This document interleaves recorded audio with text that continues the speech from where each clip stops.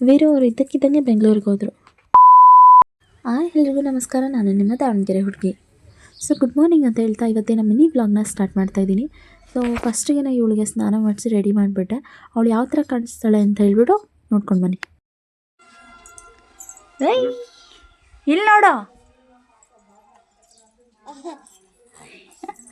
So ನೋಡ್ಕೊಂಡು ಬಂದ್ಬಿಡ ಎಷ್ಟು ಕ್ಯೂಟಾಗಿ ಕಾಣಿಸ್ತಾ ಇದ್ದಾಳೆ ಅಂಥೇಳಿ. ಸೊ ಮಧ್ಯಾಹ್ನಕ್ಕೆ ಹಂಗೆ ಮುದ್ದೆ ಮತ್ತು ಮೆಂತ್ಯ ಚಟ್ನಿ ಮುದ್ದೆ ಯಾರಿಗೆ ಇಷ್ಟ ಅಂಥೇಳಿ ಕಮೆಂಟ್ ಮಾಡಿ.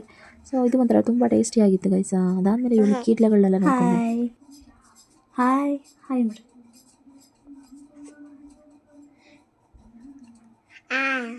Hi hi.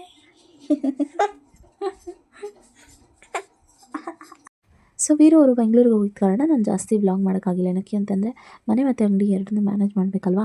ಅದಾದಮೇಲೆ ಇವಳನ್ನು ಸ್ವಲ್ಪ ಮ್ಯಾನೇಜ್ ಮಾಡಬೇಕು ಅಂತೇಳಿ ಸ್ವಲ್ಪ ನನಗೆ ಆಗಲಿಲ್ಲ. ಸೊ ಇವತ್ತು ಒಂದು ಪುಟ್ಟ ಮಿನಿ ವ್ಲಾಗ್ ಅಷ್ಟೇ. ನೆಕ್ಸ್ಟ್ ಮಿನಿ ವ್ಲಾಗಲ್ಲಿ ಸಿಗ್ತೀನಿ. ಅಲ್ಲಿವರೆಗೂ ವೆಯ್ಟ್ ಮಾಡ್ತಾಯಿರಿ.